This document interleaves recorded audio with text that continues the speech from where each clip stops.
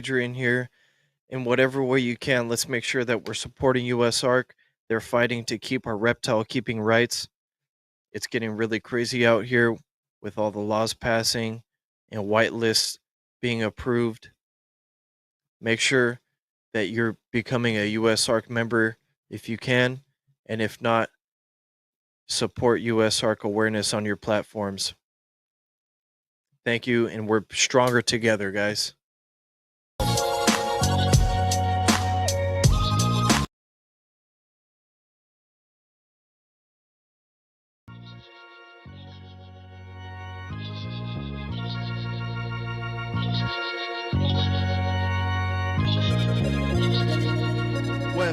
West Coast, man, you know where it's at. Best place to relax and kick back underneath the palm trees. Talk about reptiles and spit facts from BP to GTP, emeralds to Ackies, the city by the sea where we rock the crease khakis. I don't need no AI intro because I've been at the style. Come kick it on the West Coast and talk about reptiles. Reptiles. Talk about reptiles.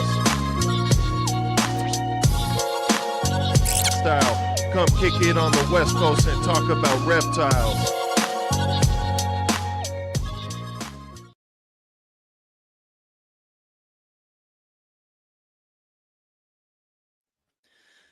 What up, what it do, YouTube? It's your boy Adrian right here. West Coast Reptiles. Back with episode 12. West Coast Wednesdays.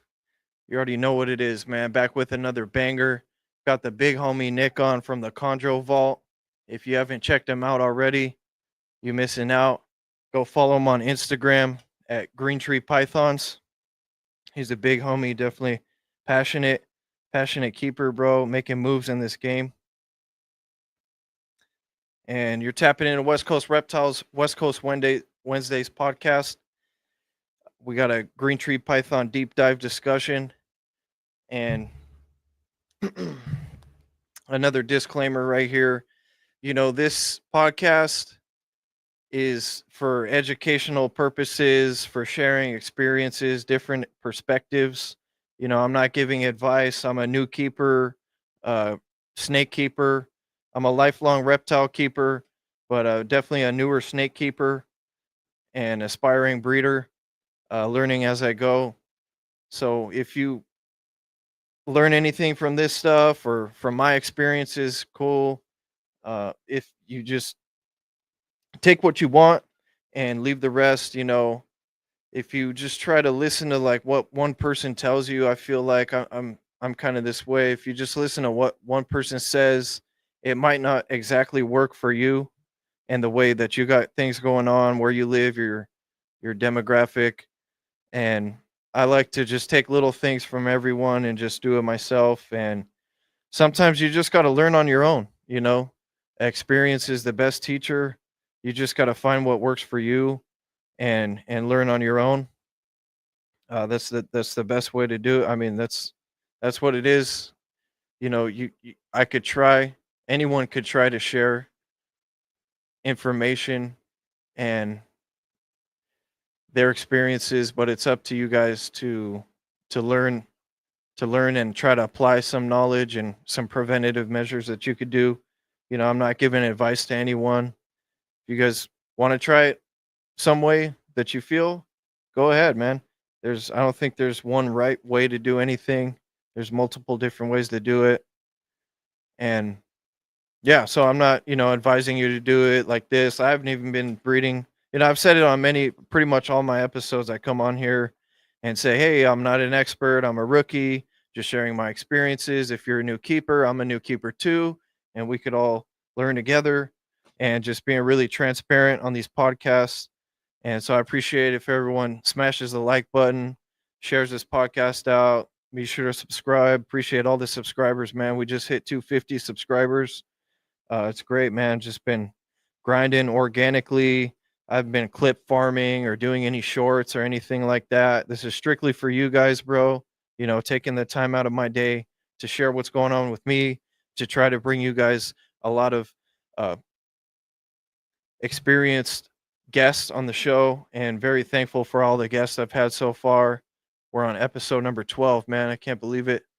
I'm doing this show every 2 weeks as of right now. Just doing West Coast Wednesdays every 2 weeks. And yeah, man. So none of this is strong advice. Do it this way, whatever.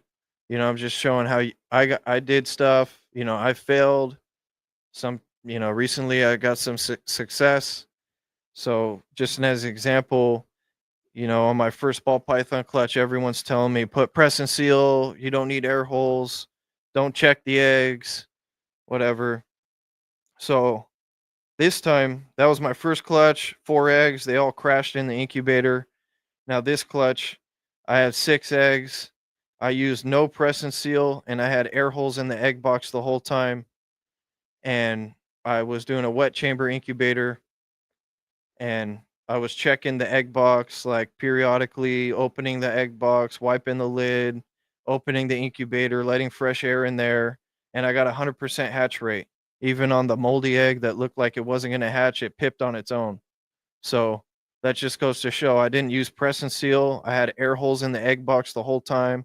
I was opening the incubator, I was wiping the lid, and I still had 100% hatch rate, you know? Yeah. So, I mean, every ball python breeder pretty much uses press and seal. I didn't this time, and I had 100% hatch rate. So would I ever use press and seal again? I don't really think so. That's just my opinion, and it is what it is. I know everybody's, oh no, man, I use press and seal.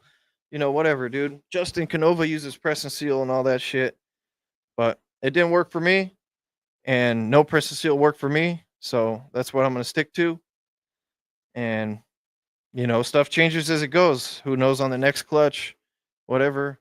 Well, I know for sure, I've heard from an OG chondro breeder that you'll never see anyone using press and seal on a chondro egg. So, I don't see why it's necessary with ball pythons. Um, yeah, that's just one example of like what I found, what worked for me, and I just tried myself, and I didn't really, I was just like, all right, well, we'll see what it does, and yeah, so that's what I'm trying to say. I'm not giving you advice, just sharing what works for me. If you want to do something different your way, hey, great. Tell me about it. Leave a comment. Let me know how you do stuff, and or come on the show. Let's talk about it. Um, yeah, appreciate all you guys. Just trying to learn from different perspectives. So yeah, I had 100% hatch rate on that 6 egg clutch. Hit 5 out of 6 strangers. No visual clowns, unfortunately. But I got another shot at another egg. I got one chance to hit a pastel freeway pied, or a super pastel freeway pied, or just a freeway, or whatever it may be.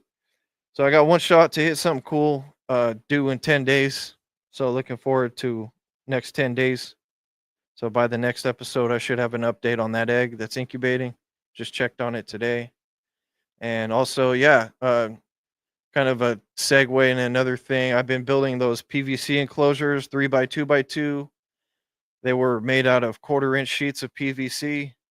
And, a lot of, people say you can't use 1/4 inch or it's too flimsy or whatever. But, I use some wood framing to make it more structurally supportive. And it was just what was offered for a good deal locally near me. So I made the enclosures myself and didn't go out and buy some. If you're going to go and buy that $100 sheet of PVC, it's probably not worth it for you to make it yourself. You might as well just go buy it from, either from Focus Cube, or if you want to try some Timu enclosure. I've heard about some of those. Whatever it may be. If building your own enclosures isn't for you, it's definitely hard work and takes a lot of passion and skill. So it's up to you guys. But, just try to do your own thing, man. Make it work for what works for you. And there's not one way to do it. You just got to figure it out on your own. And I just do what works for me. And I feel like people respect that. I just am who I am. I got the merch from the Printify shop. That's on my Instagram link.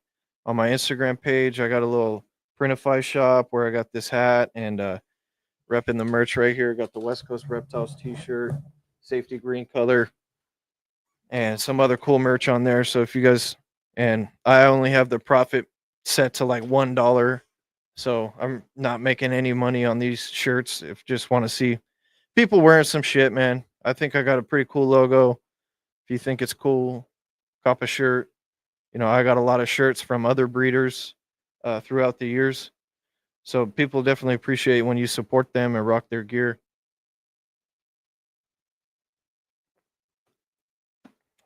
All right. Hope everyone's ready. Hope everyone's hydrated, man. Having a good day. I hope everyone's being safe out there, taking care of their animals, treating other people with respect.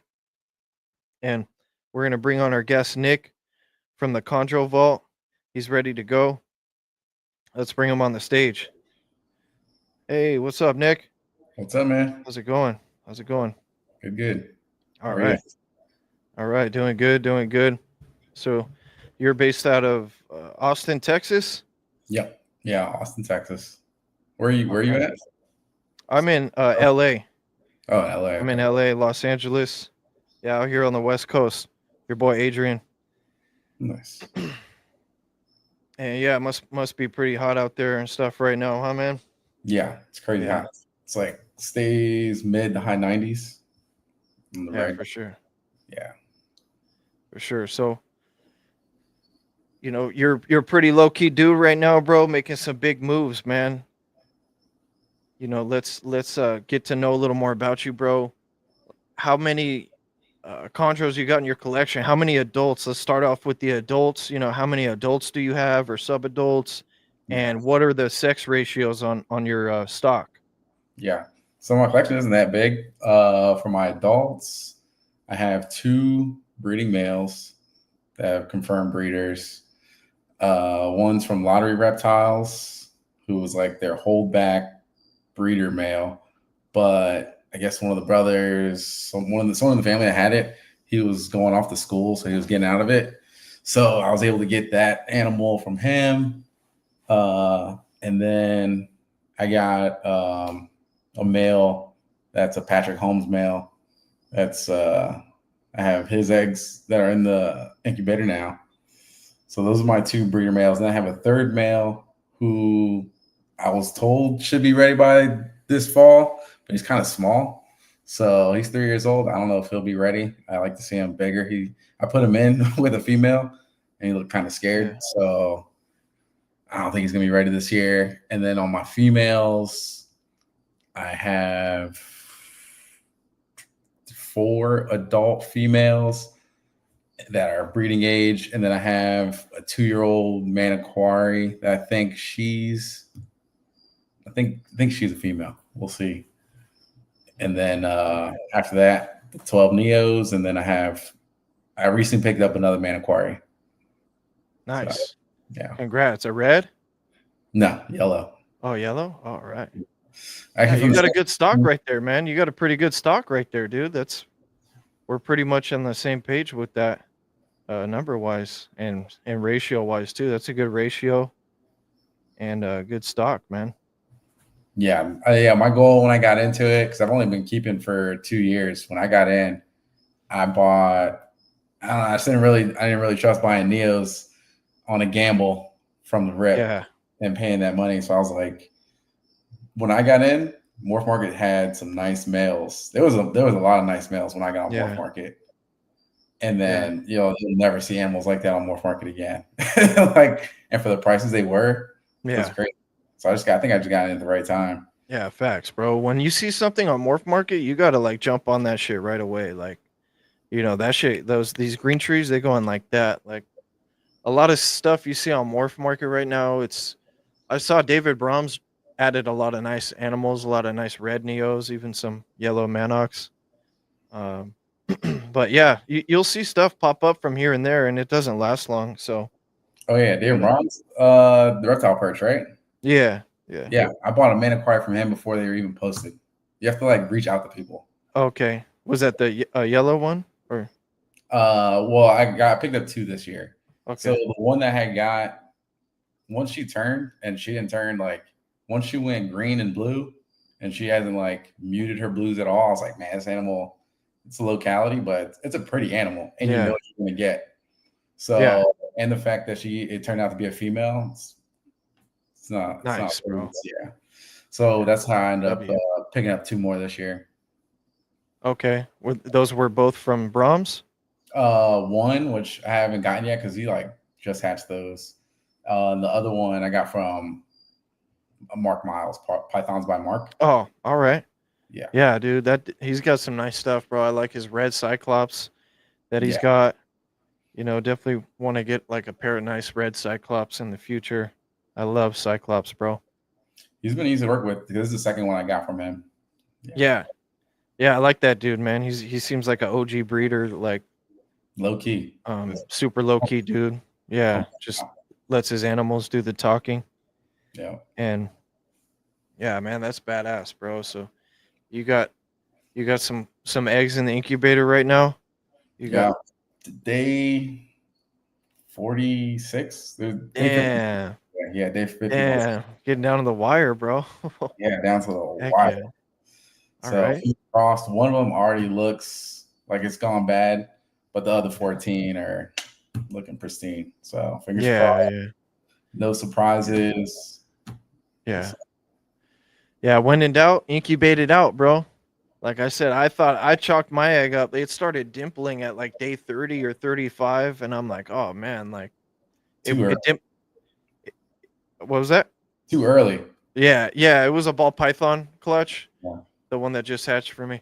And yeah, the egg was dimpled like super early, less than the other eggs, and then it started looking kind of discolored, a little moldy, and it pipped on its own, bro. I was like, yeah, I mean, ball pythons are something different though. I watch videos, see people cut those things open, like cut a whole doorway in it. Oh hell yeah! I cut a freaking whole I cut the whole top of the half of the egg off, dude. I cut that shit. I haven't even touched these. I haven't touched these eggs since I put them in there. I haven't even had to really open it. I went to go take the tape off on day 30, and I did see a little bit of dimpling. So I talked to my one buddy. I said I have a guy who's been around for a while, and he was like, "Nah, it's too early to see dimpling. Cover those holes back up." So cover back up. Yeah, because the Sims box does have airflow in it. Yeah, for sure. Yeah, because they're not tight. So yeah, the air hole. Yeah, the Chondros, that's a whole nother ball game. That's like I said, I had air holes in my egg box. Hey, it was a cool experiment. They all had because I'm a big like airflow believer guy, and also my incubator is a wet chamber, so it's not like the air is going to dry the eggs out because it's already 100% humidity in the incubator. So it's not really. It's like I don't even need a lid on my egg box. Honest, like probably, but you would think. Yeah. Theoretically, that makes sense. Yeah, I mean, so you don't run a wet chamber incubator? Well, when I went to go take the tape off and I did see that there was some dimpling, I did wet the chamber at that point because I'm like, all right, well, something's not perfect. If it's not perfect, you do some type of adjustment. I want to make a major adjustment. So just by putting humidity in the chamber, I felt like that was enough of a change, and I covered the holes back up. So, all right, yeah. And real quick, I just want to let everyone know that Trap Talk tonight has Stephen Cush and Cush's Corner. They're having Carly Strange on from Coastal Morelia, and make sure you guys tap into that or catch the replay as well, man, or catch the replay to this. It's going to be a banger over there on Cush's Corner tonight. And yeah, man, so let's back it up a little bit with your with what your program you got going on, man. You're moving, you're making moves, bro. I'm proud of you, and I look up to you, bro. So I mean, I'm not someone to look up to. It's just a hobby, man. I just felt kind of in love with it. It's a passion. Since I started getting them, once you get that first animal, especially because I was getting those really cool males like right out the rip, right? I wasn't having to watch them grow up and change. I was opening the bag and seeing these colorful, beautiful males. I'm like, oh man. And I'm like, I need more of them, and then the challenge of breeding them is also fun. So that's just like, and it's some luck too, right? Like I had that one girl this year. She ovulated. I seen one slug. You know, who knows what's going to happen with that? So, you know, this is everyone. Yeah. I remember that. Remember that female. So how many clutches have you had, bro? So this will be my second. This will be my second one. Yeah. Okay. Yeah. Within the first year, I had the first clutch within like the first year of getting my first green tree. Yeah. Yeah. So the clutch that's in the incubator right now is your second clutch? Second clutch. Yeah. All right. Let's go back to your first clutch, bro. So how was that? You know, like let's start off like at the pairing. You know, when you first paired them, how did that go? Were they receptive right off the way, like right off the bat? Yeah. Pairing? So because I had got all my snakes pretty close together, they were, and my place isn't huge. So the quarantine setup was like I had one snake in my closet, one in my room, one in the bathroom, one in this other room. Like they're all spread out. And then as like I'm testing them over the course of months, I'm like getting their, you know, real enclosures and stuff. But I had, when I was setting one up, I set one up in my bathroom.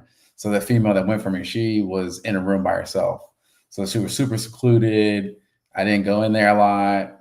Didn't like, it was very like strict rules around like how I operated in that room. Yeah. I covered the vents in that room. So like the ambient was controlled. So I was able to chill it pretty good. Just really on it. When I introduced them, no issues. That male, he's a breeder. He'll breed for no reason if he's in there. Right. So I love those males, man. Yeah.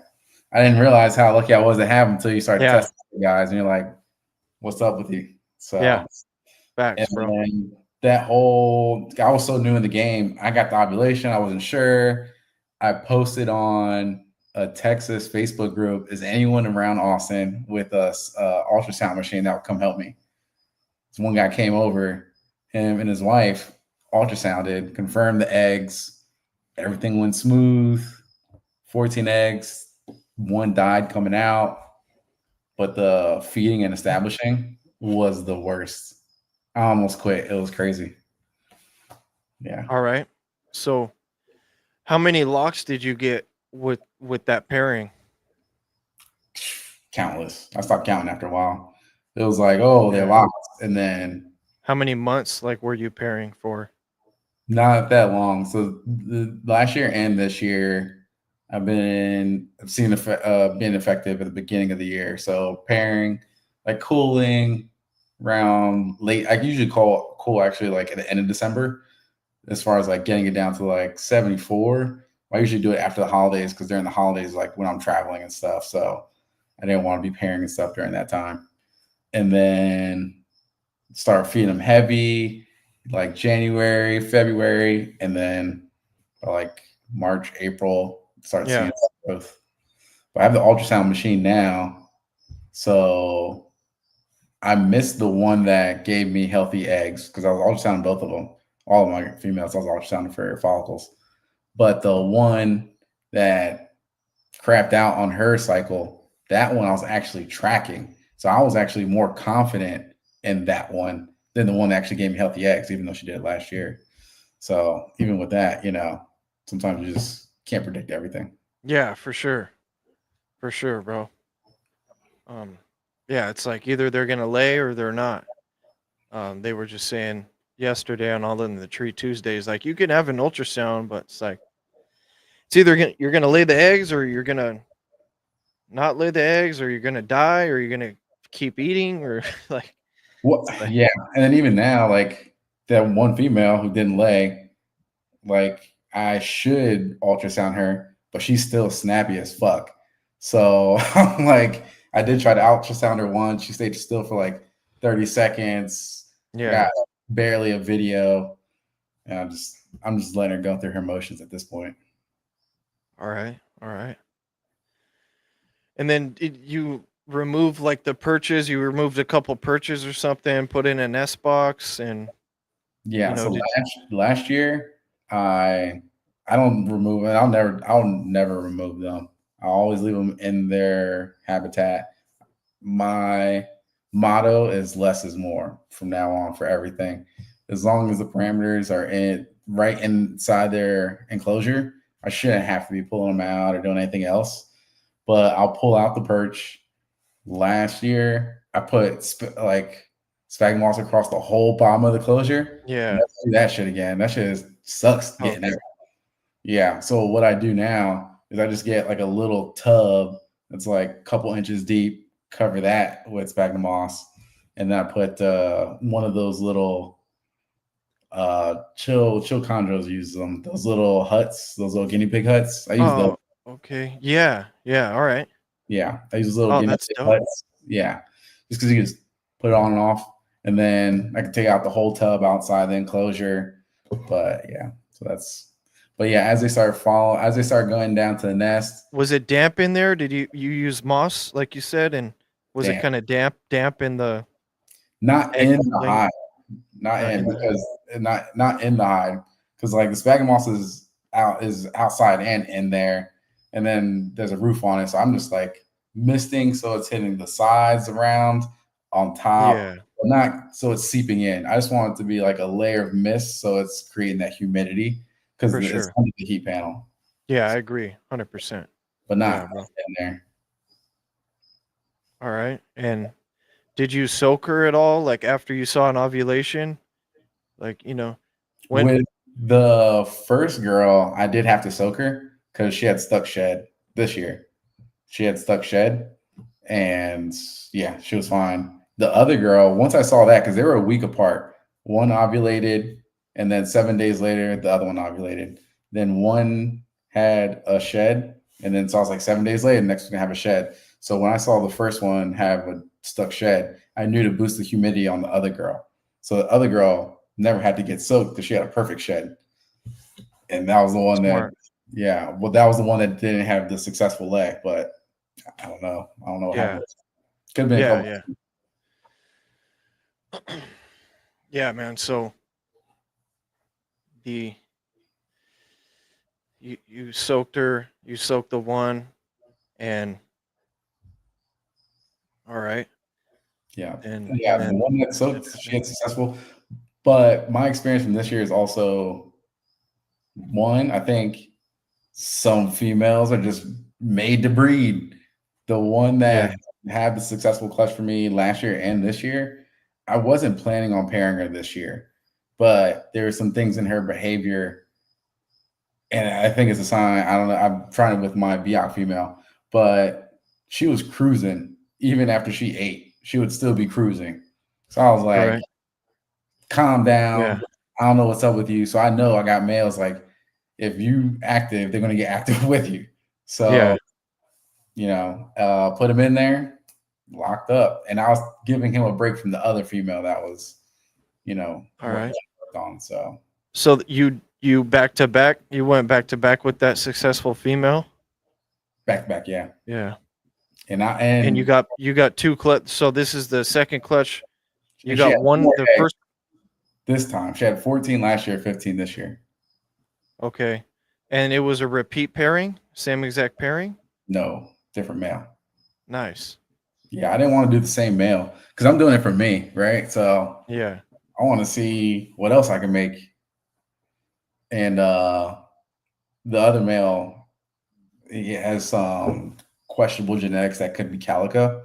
So be curious to see what that looks like. And potentially he might be a red dominant. So we'll see. Hopefully it's in the next week. Nice, bro. That's cool. You switched it up this time.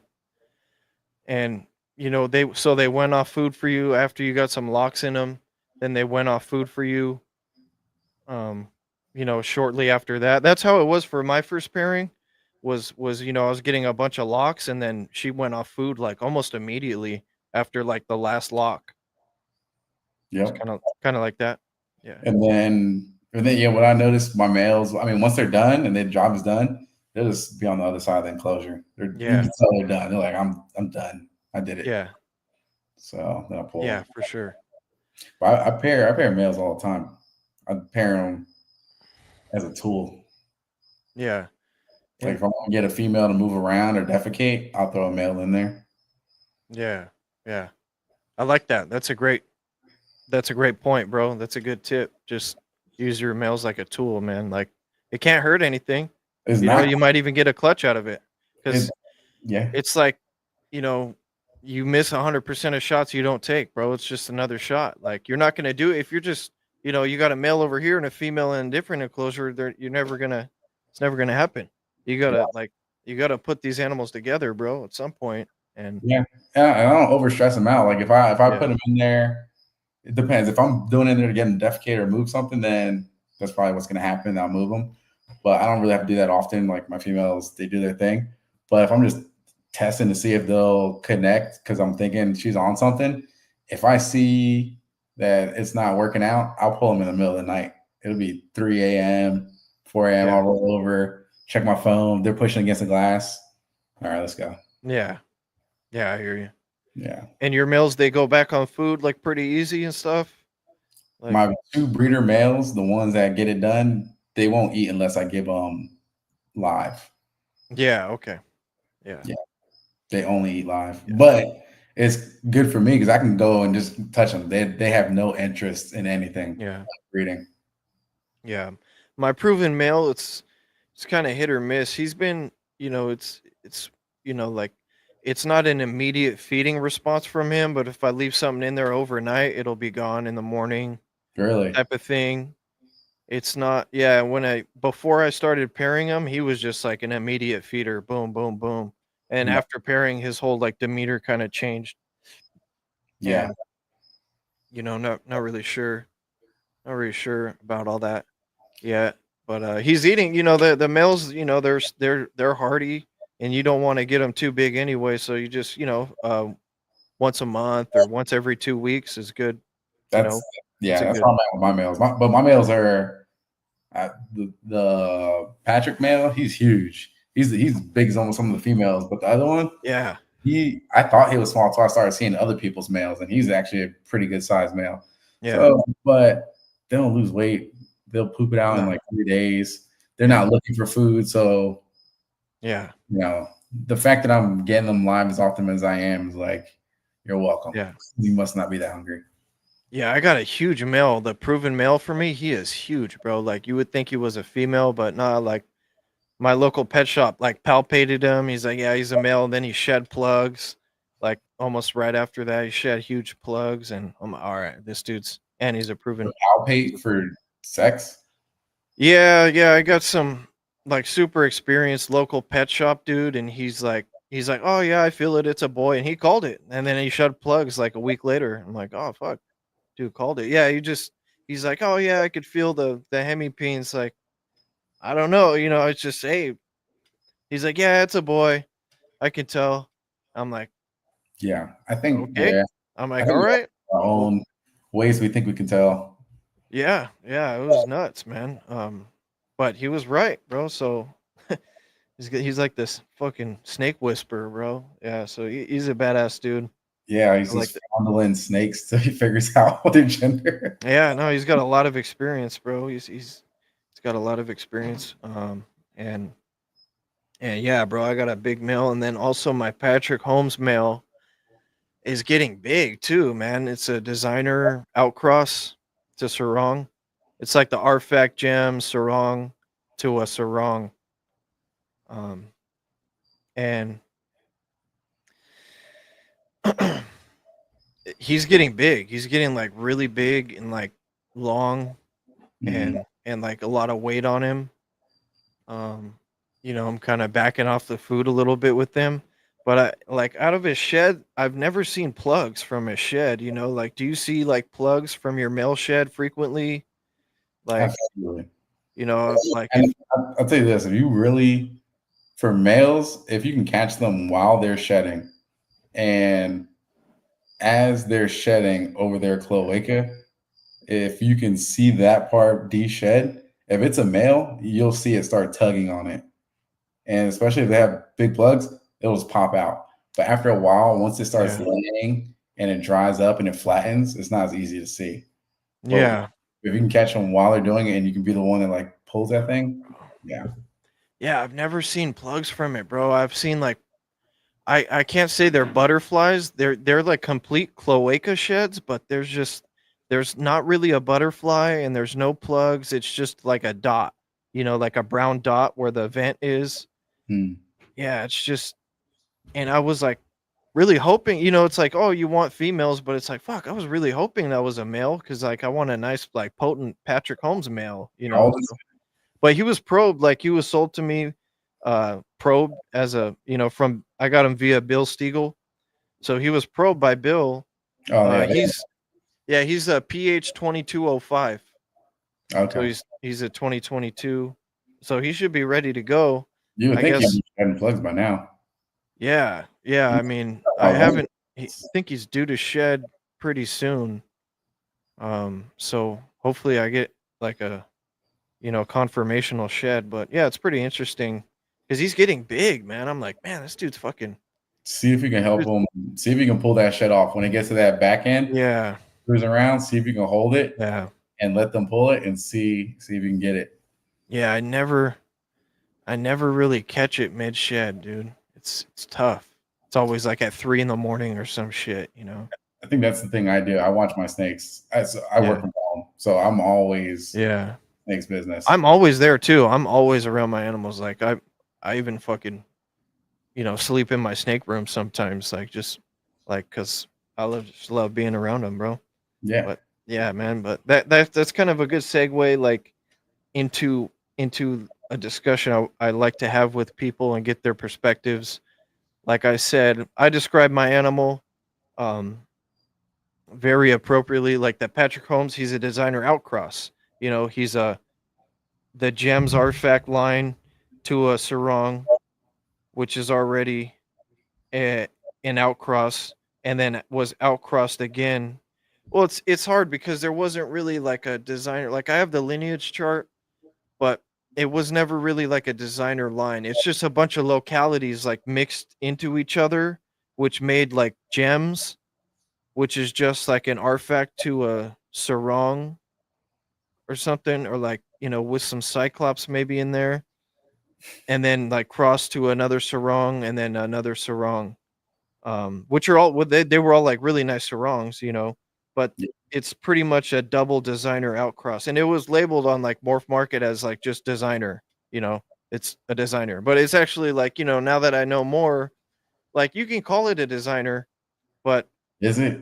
like it's a designer doubled outcross, it's not really a designer. So I feel like a lot of people get like misled, and I'm like, I agree. I had another female that was a true designer. It was like, the parents are both crosses, and then the other side, those parents were both crosses. So it's not like an out designer outcross, it's like, what really is it? And it gets like, you get kind of lost, it's like, just because it's a locality cross doesn't really make it a designer. Definitely. Like Definitely. in my eyes, I'll just give you like my kind of perspective, like on what a designer green tree python is.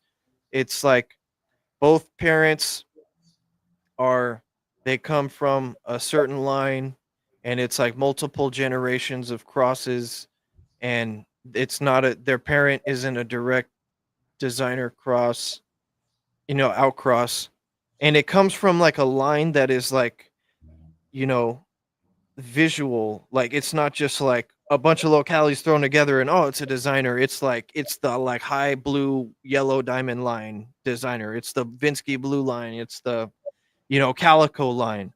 It's there's so many other ones. It's hard to think about right now, but they carry that like lineage from like these lines. There's not that many. Yeah, and that's the thing. If when people are talking about designers, right? It's like, if you're talking about designers, how they usually talk about it, there's only like 5. There's not that many. Yeah.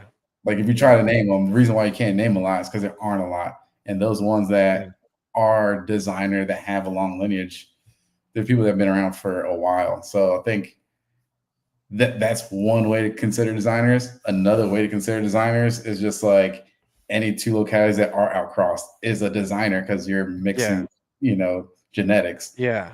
I think though the issue is being so married to labels. It's like dating, right? Like you want to put labels on something because now you call something a designer. Now there are expectations on the animal to look a certain way. I don't look at that. I'm looking at the parents, because some of the hottest animals, like one of my breeder males, is a Maniquari to Biak. But both of the parents were extreme animals that were imports. So he just happened to come out extreme. Doesn't make him like a designer, but if you put him up against what other people call designers, he looks better than 90% of them. So I don't like the word designer. That's like look at the phenotypes. And then if you want to talk about, oh, this has like specific lineage, what percentage? Because I've seen some charts where, oh, it's calico, but it's like 10% calico. It's one male that is like all the way over here on the tree, and then this 80% of the tree is all green snakes. So how do you expect your snake at the top of the pyramid or the bottom of the tree to look like one snake all the way over here in the bottom corner? That's just not how it works. Yeah. So And I think people have high expectations, even for like locality crosses. Yeah, you can produce some dope stuff, but if the individual parents are still real generic localities and not extreme localities of themselves, low probability.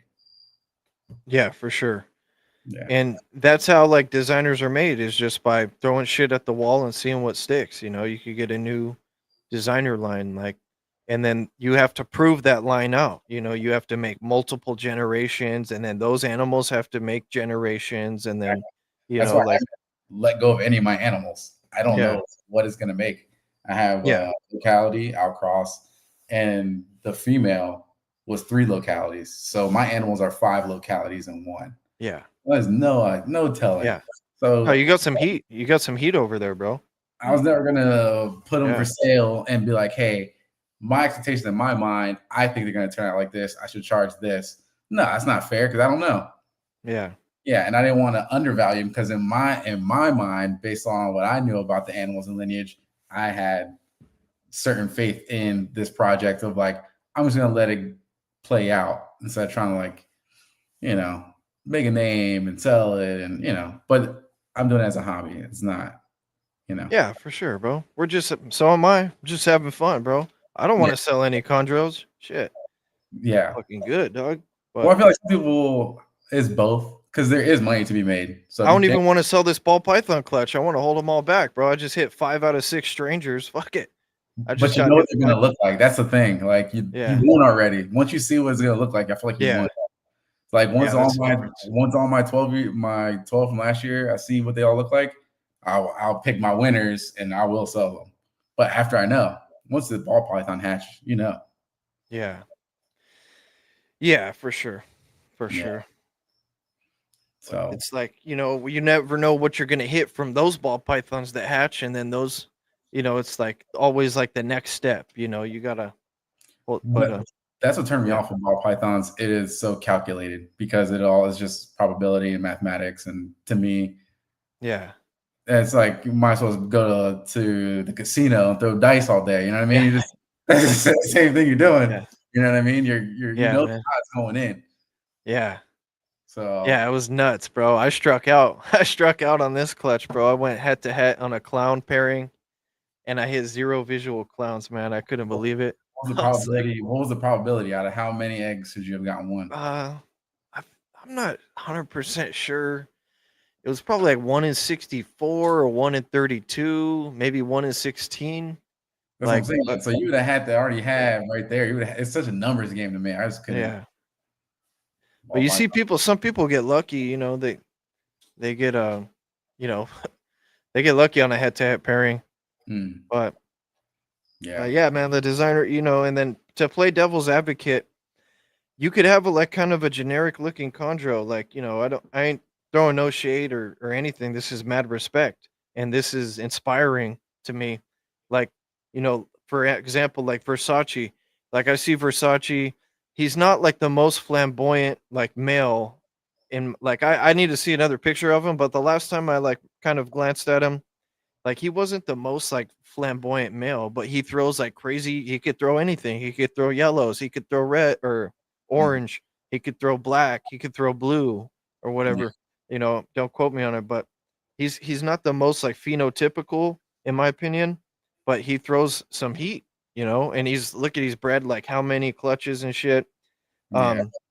So it's like, then you get back to that designer word, and so it's like Versace, and then like on the flips, there's also like maybe Jaeger. You could say Jaeger. He wasn't like the most flamboyant either, or like maybe Jaeger's sister or whatever it was, or I'm not sure exactly, but Yeah, Jaeger threw some heat, and he wasn't like the most attractive like male. Like I'm not trying to detract. I'm trying to like inspire. I'm being inspired by. You don't have to have like and you could still like throw some crazy sickness shit or whatever from what Jaeger produced. yeah, absolutely. So But it's those animals, I mean, I don't know those animals. Like, I don't talk to these guys about the collections that like that. So I don't know, but those animals have a history.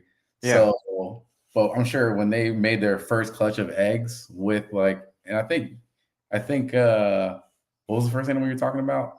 Versace. Yeah, Marshall Mendez. Yeah, I think that Versace. animal lost the unique qualities that it had at one point. I think like middle age. I think it was unique. It wasn't like Yeah, than it is now. yeah, So for it showed sure. highlights of okay, it didn't go from yellow or red to green. There was a intermediary period of like flamboyant, oh, special that put them Yeah, into projects. And then that first clutch, you're not going to say, oh, it's going to throw crazy stuff until you prove it out. So yes, it can yeah, happen, but for every Jaeger or Versace, there's other ones out there that you can't think they're going to do that without proving it out. yeah, So the yeah, for sure. bloodlines, like looking back, is cool, but like how potent is it? How close is it? How close is your animal to that phenotype that you're looking for? And then what are you breeding it to? How much of Yeah, that's coming into play? yeah, yeah, 100%, bro. 100%, man. It's Yeah, gnarly, bro, when you get into the thick of it, bro, and you just geek out over it. And but I like what I'm trying to get at is I just want like stuff to be labeled like more appropriately it's on, sales. Trust me. especially It's sales. on morph market, because I feel bad for like people, there's a lot of new people coming in the green tree python game. Like even I, kind of feel like I was like, somewhat misled a little bit. Mhm. And Yeah. now I understand, like when I trace the lineage back, is like, all right, this was just a designer outcross, and a really nice one at that. But Mhm. it just No, I know exactly what you mean. I think that's one of the reasons why I was like, cool, again on and talking with you, right? Because like I've only been in this for 2 years too, yeah, and so I have the same viewpoint of like how long I've been watching the markets. I'm still on the buying end, like I still buy. So yeah, I see what you're saying. It was like if I was coming in and I didn't know everything either, yeah, I'd be taken advantage by some of the labeling or some of the marketing aspects of it. yeah, Is the market inflated? yeah, I don't know. I haven't been in that long, but if the animals are selling, you know, yeah, it's kind of on the buyer. I've yeah, had I've had a bad buy that was yeah, a lot of money. yeah, I for sure. have. So And I'm just talking as a buyer perspective. Like, I haven't made any green tree pythons yet, so who am I to say anything, bro? But from a buyer's perspective, I just would like to have a better understanding of, and it's all up to the buyer, like people say, like you have to do your research, you got to do your homework, it's not their job to, you know, say everything what's going on. It's all sales, like you said, it's just sales, just money. You're just another customer, just another and customer. Yeah. yeah, Yeah. Don't want it in the you know, hobby, but I get it from sales and advertising side. Like everyone wants their yeah, product to be the best product. So I don't really blame anybody.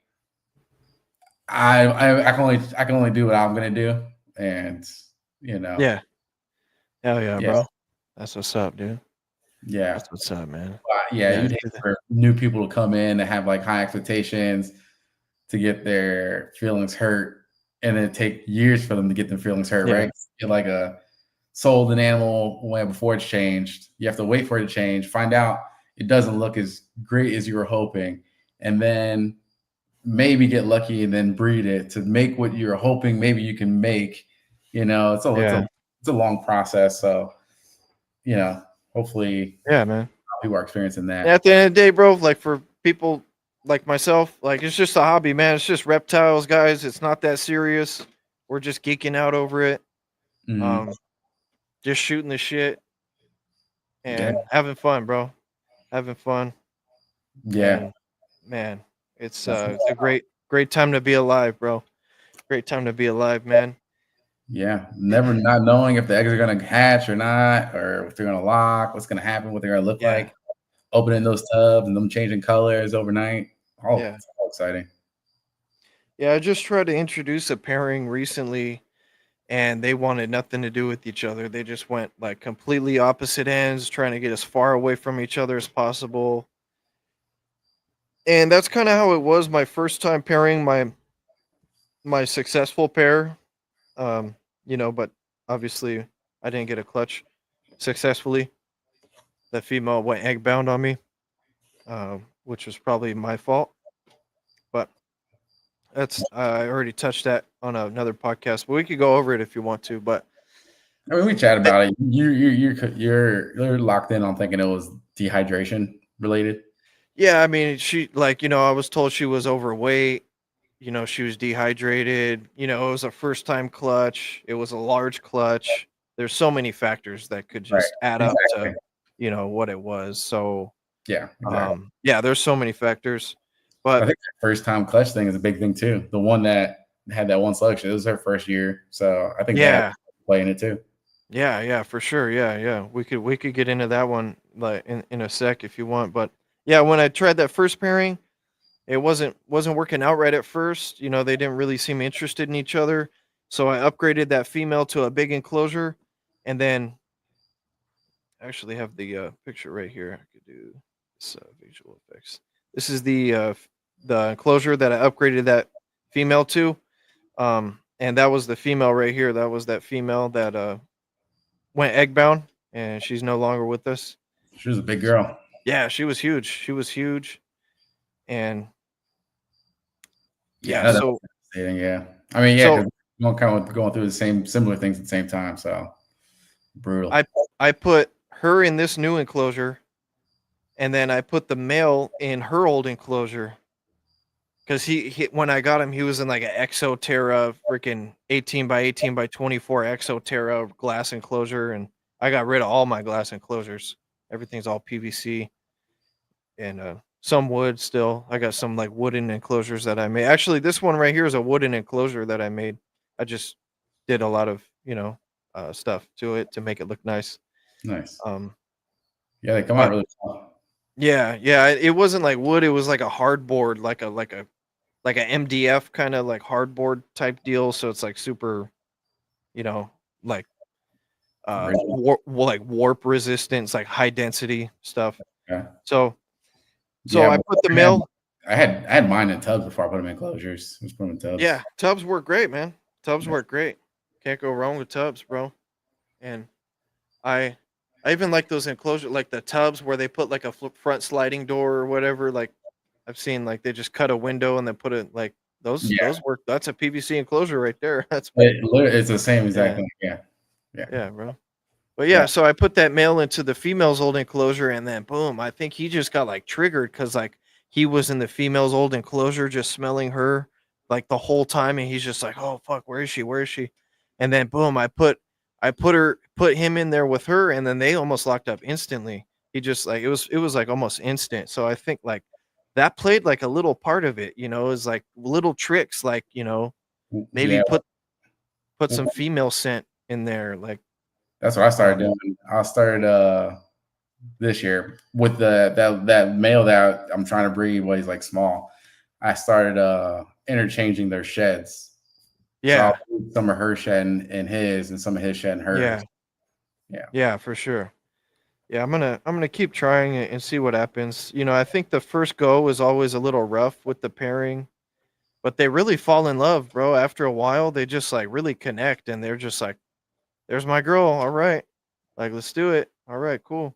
They really like, man. These animals are so smart, bro. It's crazy, but yeah, that's what I'm going through right now is like trying to get that introduction period, and trying to see what goes from it, because yeah, I'm You trying have to get back in the a game. male.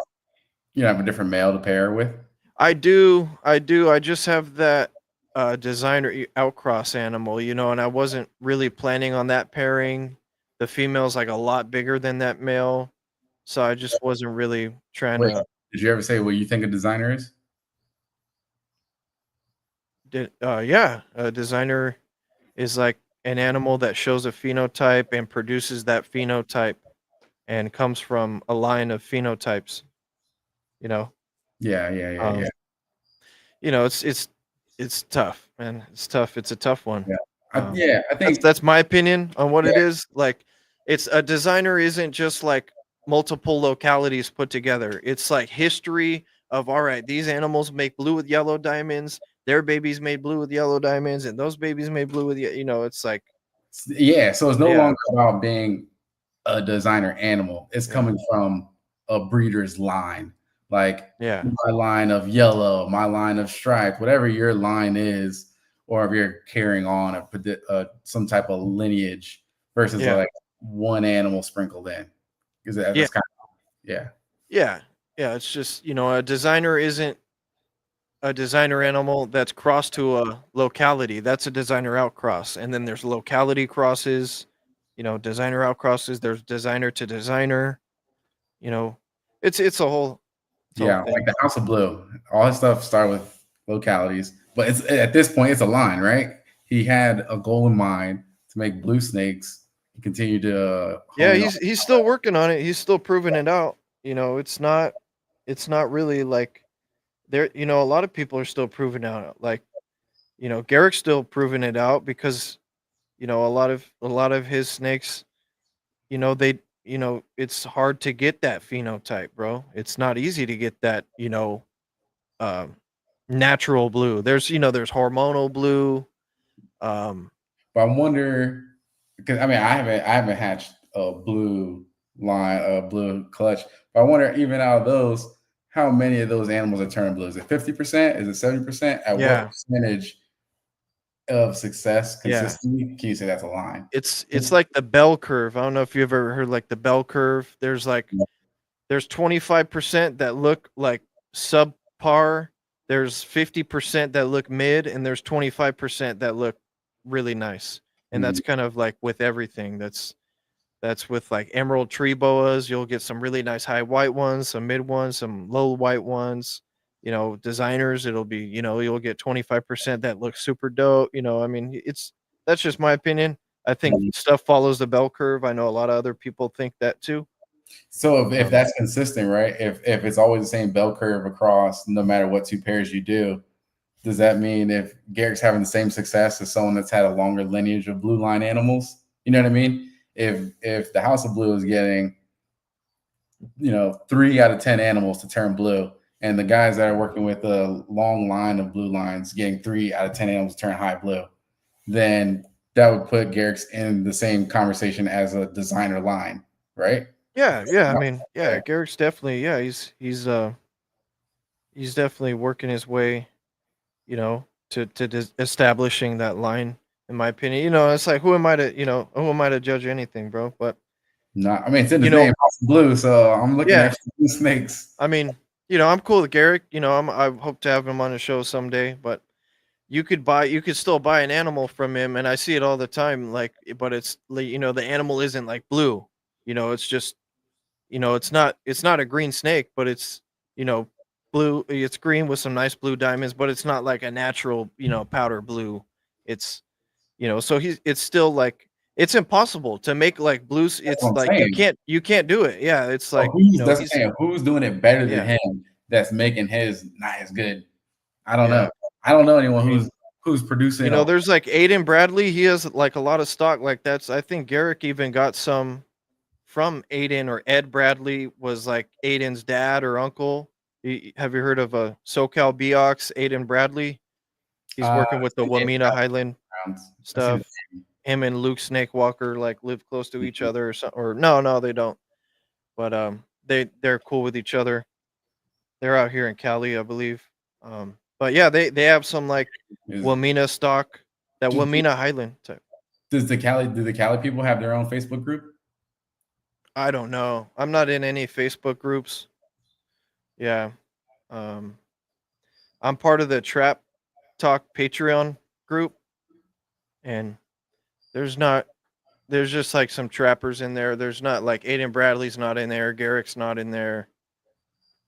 Yeah, I don't know. I don't know if there is a Cali Facebook group for breeders.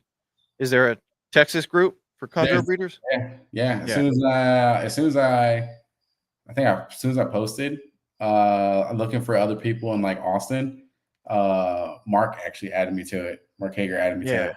It's not a big group, but it lets you know like the other people that are in the community, and you can always. It's like just probably like the same value of like the MVF Facebook group, but just a little bit more smaller, so you don't worry Yeah. about like, if you want to ask something stupid, I guess.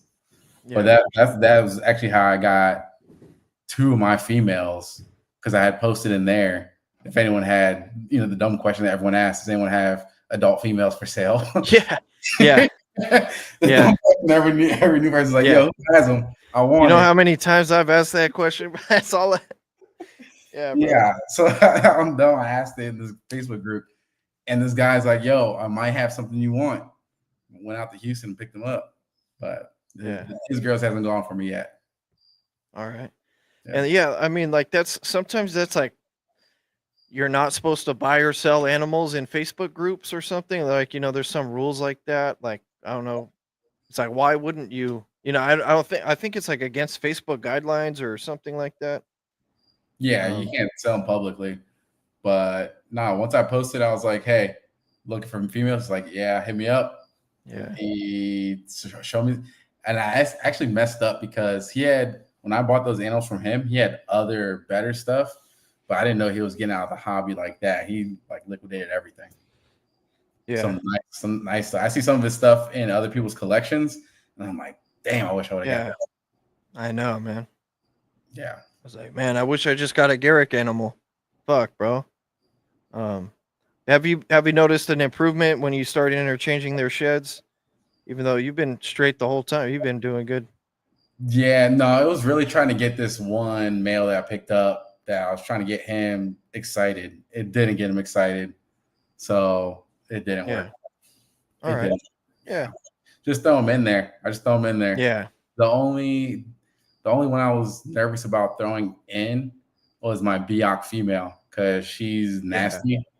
But I mean, when I paired them, my thing is just get away from the enclosure as fast as possible to remove my heat signature, because the likelihood she's going to strike when the light's on, she can see and not feel heat signature, pretty low. Yeah. Yeah, like that's the only animals I've paired so far is like big Biak females, and they've been like great with the males. They've never like struck at them, knock on wood. That's just my experience. But yeah, they're huge, like scary Biak females, but they leave the males alone. They don't really fuck with them. Yep. It's pretty dope. And the head of my Biak is just so big. When I took them up to the glass, like just to see them look at each other through the glass, I didn't realize how big her head was until I looked at him side by side. And he's a big male. And I was like, damn, her head's massive. Now I can still call them dragons.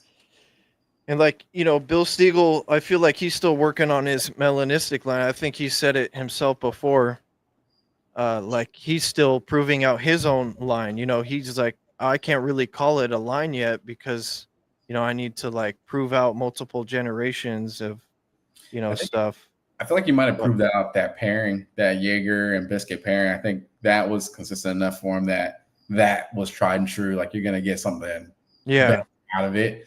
So I think that pairing was a line in itself, right? But like melanistic, the project's moving. That Cygnus 2.0 looks crazy. Yeah, if I were to get a melanistic animal, it would definitely be, I'd definitely hit up Bill. So it's like, it's pretty much proven, at that point. But he's very humble about his stuff, and he's like his definition of designers. And if he was like where I'm at, like because he got bangers his second clutch, if I get those bangers, I'm keeping I've been keeping everything back now. Too. Yeah, fuck yeah, bro. His melanistic project would be far ahead if he wasn't selling all his bangers, and like you know what I mean? Yeah, dude. That thing would look at MJ, bro. He's holding back 60 chondros, dude. He's holding back all don't that man. He's fucking. I don't blame him, bro. I told you, I have my one buddy. He hatched 60 this year. Low. Yeah. Yeah. So we'll see what those look like. Yeah. Hopefully I'll get man. to pick a couple before they hit the market. Yeah. MJ, he has 70, 67 went the distance, but he hit 60 reds. Super impressive. 60 reds out of 70 eggs, bro. It's like, man, what a great season, bro, for the homie. Yeah.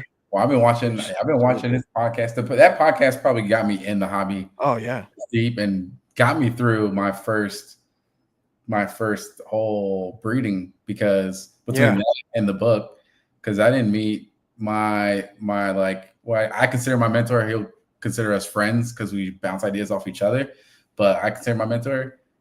I didn't meet him until I already had my ovulation. So up until then, I was just re-listening to what all these other breeders were saying, taking notes, and then put it into my own practice. Yeah, exactly, bro. Yeah, I wouldn't even know what a green tree python or emerald tree boa was if it wasn't for All in the Tree Tuesdays, to be honest, that's who put me on for sure. I got into the ball pythons because I had like chameleons. I had panther chameleons in the past. I bred those successfully, and so I loved arboreal stuff already. And then do you still keep those? No, I don't. I don't keep those anymore. That was a long time ago. Okay. Yeah, it was like 10 years ago. I bred just as a hobby, a 1.1. I did it. Said I could do it. It's very, very tough working with chameleons and lizards, and those are everyday animals. So the snakes are a lot more forgiving. But yeah, like so it just like translated directly into green tree pythons and emerald tree boas because I loved arboreal. I built a nice arboreal chameleon enclosure for my living room. I put a ficus tree in there. So like, when I found green tree python, I'm like, hello, yep, here I am. But yeah, man, as you're saying, like the mentor thing, like I said in the intro of the podcast, like you got to just take a little bit. Even like my whole life, bro. Like when I go to work, like I'll learn from one guy and then I'll ask another guy how to do it, another guy how to do it, and you get 10 different ways to do it, and then you just find the best way that you do it, and it's kind of the same thing. I think in the beginning, it's good to get like a taste of everything that's going on. But at like where I'm at now, I'm not going to talk to just everybody about what they think. There's a few people I'll trust their input, because if you start getting input from too many people, it's too much to analyze and like come up to your own reasoning. And to get good advice from somebody, I also feel like you have to give a good explanation of where you're at. And I don't have time to explain to everybody all the parameters, scenarios, what led up to a specific point to now help me get over this hump. I have a couple people I talk to on the regular. So, they're able to progress with me through these scenarios. Yeah. Like one thing that I haven't heard anybody say, but my buddy taught me how to fix a prolapse without having to use any tools, straight bare hands. All right. Yeah. Yeah. It's a pretty neat technique where you just use your thumb and from the cloaca, basically roll and massage it down, and you'll start seeing that prolapse start falling in. And then taped it up. Yeah. Yeah, man. Yeah, it's tough finding a mentor out there, and like I said also in the intro, it's like experience, bro. Just you got to sometimes they could tell you exactly, walk you through everything step by step, bro, but if you don't go through it yourself, like you're not really going to know. Like nope. Whether it's incubating ball pythons without press and seal, or it's how to treat an egg-bound female chondro. You're never, it's tough. Everyone will say, you'll get a lot of people that say, oh, I never soak them after an ovulation or after a prelay shed, or I always soak them after an ovulation and I get 2 to 3 soaks. I think the best thing is just to get 2-3 people that you trust, because you don't want information from everybody. No matter what they're doing, you don't know that information, like if it correlates, just too many ideas. Say 2 or 3 people tops is like all you need that have been doing it. If you can get 2 or 3 guys that have been doing it for years to like lend an ear when you need advice, I think that's the best scenario. Like Yeah, for sure. And then also do your own homework, right? Like when I have things going on, it's not like I'm going to my buddy, arms flailing in the air, like I don't know what the fuck to do. I'm like, hey, this is what's going on. This is what I'm thinking about doing. What do you think? You know what I'm saying? Yeah. It's not just like following someone's guidance, because at the end of the day, it's your project, your animals, your investment. So yeah, nobody knows your animals as good as you do. Yeah, and no one wants to be held accountable if something goes bad, and they gave you that advice somewhere along the way that led to a fuck up. So yeah, sometimes like a lot of these more experienced people who've been doing it for like 20, 30 years, they're really busy themselves. You know, they kind of, you know, it's like, why are they gonna go help some like guy that has one pairing going on, and like he just seems like an idiot, you know? It's like, yeah. Well, I you think know, it's kind of a double-edged, you know, you got to see from their perspective too. You know, it's like, you know, are they going to give you the time of day? You know, are they going to talk on the phone with you? You know, that's why. And I think, that's what I was saying with like the Facebook thing. I think I don't talk to everybody in Texas, but I do feel as though there is a strong Texas community, like network of like, if something's going on, like when I was posting publicly on Instagram, I had some Texas guys reach out to me like, hey, this is what I've heard, this is what I experienced, you know? Yeah. So, and some other people from out of state too that I like, but mostly Texas is like, they'll lean in. So. Yeah, sometimes you get that like cutthroat feeling, bro. Like the Chondro game is like super cutthroat, like people move in silence and let the work do the talking and shit. And I feel it, bro. Like I feel like that a lot sometimes, like, you know, but it's a whole nother ball game, dude. The Chondro game. Yeah, it's sure, fun, bro. I enjoy it. It's always sharing information, content. That's why I try to open up that, like, you know, that Pandora's box of like getting more information out there, you know, for like people like myself. You know, I try to get, you know, as much information out there as I can, and try to ask some like in-depth questions that, you know, I know you and I were just kind of shooting the shit. We're both like kind of learning as we go right now, but like, you know, for the more experienced people, try to get, you know, definitely get their side of things. And you know, the format of this podcast was like a, you know, if I'm going to have a conversation with someone for an hour anyway, we might as well just do it on the air. And, you know, that way everyone else could learn from the conversation as well. You know, it's not just two people talking, it's 200, you know, so that's how I started this podcast. That's why I started this podcast, is like, if I'm going to talk to, you know, so-and-so for an hour, you know, whoever big name it may be, or maybe a smaller name, let's just have it on the air so we could all maybe take something from it. Yeah, no, I think it's important too, because like I said, the Trap Talk podcast was what was helped me be so successful the past 2 years. But as MJ has also progressed in his chondro breeding success and advanced there, he's not having the same conversations that he was having when he wasn't being successful. So like, it's always good to have people that are still new, still trying to figure it out, have these open dialogues. Yeah, because you're not really thinking in that mindset. You know, he's already, you know, it's like, all right, man, I'm fucking good to go, dude. Let's just, you know, let's move on from that shit. Because he's been there, man. He's been through all that shit. Everything we're talking about, he's been there, done that. He's already been through that shit, man. He's had those conversations. Like, I'll still go back and listen to all those. Yeah, for sure. And a lot of that information has not changed. It's just refreshers, hearing it again. Yeah. And being accustomed to like, okay, things to look out for, timing of scenarios, feeding things.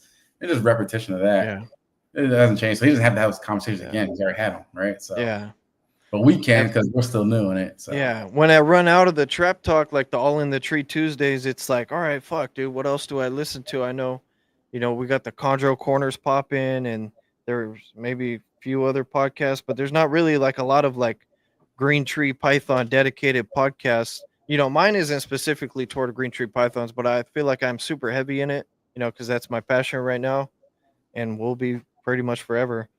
But, you know, it's like, all right, well, I guess I got to go. I'm gonna go make some content. I'll go make my own content, bro, and that's why we're here today, bro, on this Yeah. show. Well, you have a nice collection. You have a nice array of different things. I didn't know you kept all those other species that we are talking about earlier. Yeah, yeah, man. I love reptiles. Um, I finding out like what I really like to work with, and after losing that female due to egg binding, it really like opened up my eyes on like what I'm passionate about, and like was almost successful at, and yeah, just kind of refocusing and like, all right, I'm gonna go make fucking 10 3x2x2s. Fucking let's hit it, dog. Hit the Yeah. ground running. Yeah. And yeah, man. That's But good plan, man. you're if you want to talk about a little about you want to touch on like that female that dropped the slug for you at all, or like what you experienced there? I mean, I can, but not really much. Not much to talk about. Yeah. Yeah, like like I said, she was. You think she like reabsorbed? You have an ultrasound, right? So yeah, but she's nippy, so I haven't been able. Like I tried to re-ultrasound her, and someone on the Facebook group had something similar going on, so I like dropped my ultrasound video, and he said he didn't see any slugs in it. I sent my video to my other buddy. He said he thought he saw slugs. I think I saw slugs too, but I've left her. She's had 2 meals since that whole thing happened, and she's shed. So I'm waiting for her to take a big dump. That's why I just fed her the second time, because I'm like, she's looking for food aggressively. I'm hoping she wants the additional mass in her gut to help push things, because she even looks like she might even go back into shed. So I don't know, I just watch. I watch them on cameras, watch them at night, watch them at day. I'm always taking mental notes on them. But that one slug was weird. I'm guessing she still has more in her. That's kind of yeah, for sure. Dude, that's gnarly, bro. Keep us posted on that, man. I hope if she does, like, she passes them eventually, or something like that. They were kind of touching that. I don't know. Were you listening to Trap Talk last night? Yeah. Or you know what? Legless luxuries. Yeah, no, you know what? It was on Chondro Corner. They had Gadumi. I forget the first name of the gentleman. They had like Gadumi Exotics or something, and I think he had a female that had slugs, or no, I think they were talking about on Trap Talk. Honestly, it was last night, because it was similar. It was similar to what I had going on. Yeah, it was. And they were talking about it. They're like, all right, either she's gonna pass the slugs or she's gonna die, or it's like, I don't wish. Like I said, I have the one guy who I go to, and he thinks she'll pass him, because I tried to get him to come over. I mean, being new, you always want to do too much. I'm like, let's what was it when you like trying to do it with your thumb? What is that called? Palpate. Palpate, yeah. I'm like, yo, let's palpate her. Let's do this. Let's get these things out. And he's like, chill. Yeah. He was like, I don't think you want to do that. And I'll tell you, my like backup resource is ChatGPT. It knows pretty much everything that's on public resources, so it doesn't know everything. Like when I was looking for data for what's the longest green tree python has laid eggs past ovulation.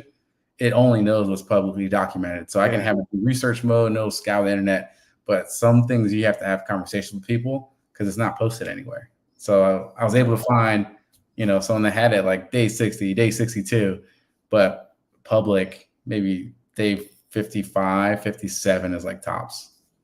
Yeah. And did the slugs, did they have like an odd shape, because they're not like a round follicle anymore? Are they like an egg-shaped slug, or what you thought were slugs? In the ultrasound, it's the ultrasound, they look like circles. They honestly, and I was actually telling this to my buddy. I was like, if we didn't know the history of the animal and we were just looking at the ultrasound itself, I would think they were developing follicles. But I had already found one slug in the nest, and no other ones. So by reasonable deduction, there's no way it can be follicles. They have to be slugs or a bad read on the ultrasound, just not getting up. Because this is the first time that you paired her? This is the first time she went through it, yeah. Yeah, interesting. Yeah, Yeah. it's a First tough time one. mom, 4 years old. Does have more designer lineage. So she does have Blue Deuce blood. Yeah, Like her sire is Blue Deuce de Biak, and then her dam is Lamina Highland. So nice. I don't know. That has I don't think it has anything. I think it was a first time mom thing, honestly. Yeah. So your e- egg box, you do straight water sim container? Last year I did straight water. This year I did a layer of like the pearl light just so it's not swishing when I'm moving things around. Yeah. All right. Yeah, but And elevated. Yeah. you do straight bake? Straight bake. I do have a Will Banks incubator. Nice. Yeah, those systems aren't. So when I first got it, I was texting Will Banks a lot because I'm like, when you get it, there's no decimal point. It's only whole numbers, and everyone's like, 87.5 and 86.5, and Yeah. all this like. And then I was measuring it with the Govee in there, and it goes up and down. It does it like even though I set it for 87, it's not like it's going to be 87 flat the whole time. Yeah. It's just like a pulse. It goes up and down, but it stays within a tight range. And I was talking to Will Banks about it. He was like, dude, they're not sitting at one specific temperature the whole time in nature. Like, Yeah. as long as it's not Sure. spiking or Yeah. stiff, you'll be fine. And it went fine last year. So straight 87.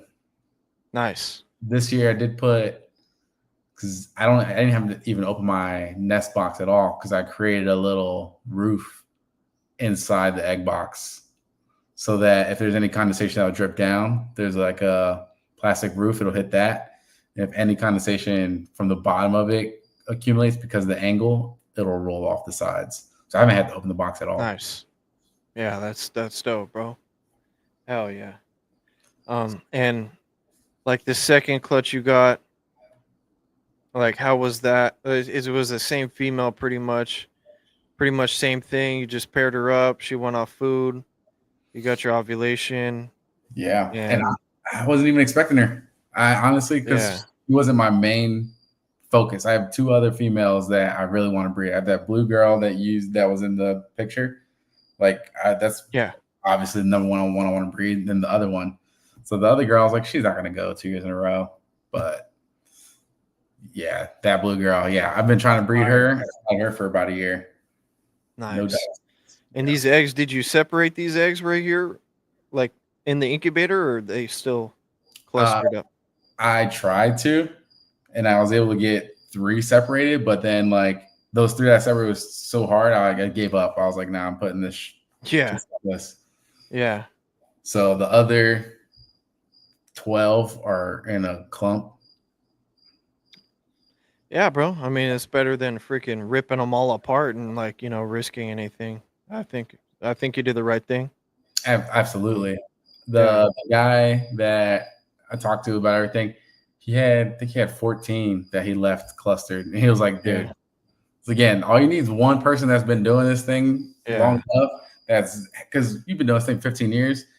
There's not a lot of things that you haven't experienced, right? So, it's good to have that to bounce off of. Yeah, less is more, man. Less is more, bro. There's always that next shed. There's always that next clutch. There's always that next time, bro. But when you step in there and you force things and you're not patient, that's when shit goes wrong, dude. Just less is more. Let the animals, these animals are strong, bro. They know how to, bounce back and shit. And if they don't want to die, I don't think they want to die. You know what I mean? Like they're gonna try to do what they need to do to survive. As long as your husbandry's on point, man, and that's pretty much all you could do, bro. Husbandry is key. Yeah. And honestly, out of the species I have kept, green trees are the easiest as far as like for sure. Maintenance. Yeah, man. Puppy pads. Yeah, that's what's up. Do you spray? Yeah, I do spray. I got my room stays at about 50 to 60% humidity naturally, just because Texas, Austin, and I'll still spray in there. just and not all directly on the animal, but I'll spray underneath the heat panel. Yeah, I moved away from spraying the animal directly, but after that egg bound thing, I'm spraying everything directly from now on. I don't, it's just Yeah. spraying everything direct, like, all over the enclosure and directly on the animal too. Yeah, I'll do it on the animal sometimes. Like I'm not against it. I'll definitely do it on the animal, but not as frequently as I'll do the enclosure. Yeah. Just because. Yeah, for sure. Honestly, I would spray them every day. Like the girl that's going through the issue, I spray her, not her directly every day, but like she's getting mists regularly to keep that humidity really high. Yeah, for sure. Yeah, I'm definitely going back to heavy spray mode. Add some additional water bowls, maybe. Soaking. Yeah, I've been increasing like I bought 5 arboreal water bowl holders. So now I'm keeping a big Sterilite tub in the bottom, and then an arboreal water bowl holder as well. At least just one. I might add 2 in the future, 2 arboreal water bowl holders. Yeah, so I'm going with one big tub, like a soaking tub, and then I bought a couple soaking tubs too that I've been soaking some animals in as well.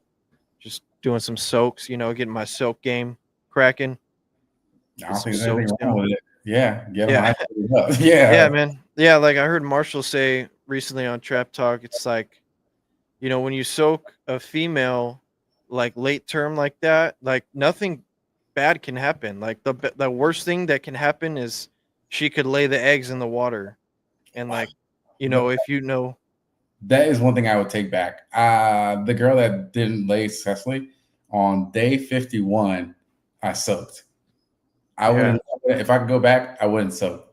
Yeah, I wouldn't have soaked because I think if you are going to soak right after the shed, don't wait after that shed. Do it right then. Yeah.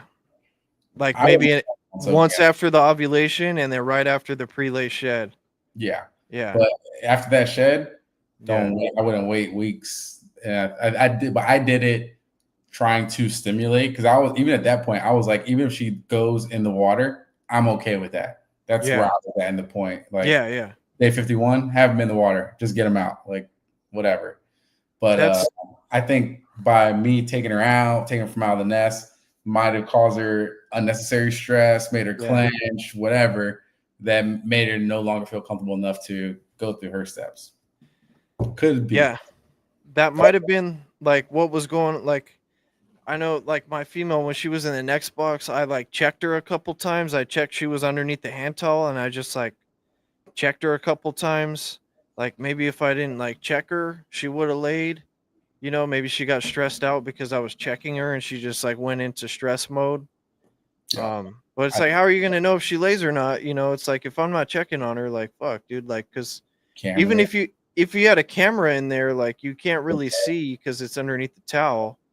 Oh, yeah. So who knows if like me checking on her was affecting something.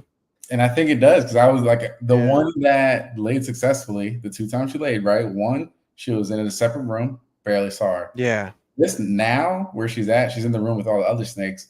Yeah. But she's on the top rack. So, she doesn't see me coming in and out the room. I have to climb a ladder to see in her nest. So she wasn't being really interacted with, whereas the other girl was like eye level. So she probably could see me more, might have been affected by my presence more. So I think I could play a part in it. Yeah. Yeah, for sure. Like that's why I'm bringing it up right now. I'm trying to be transparent and say like exactly everything that went down. It could have been this, it could have been that. Could have been me fucking checking her.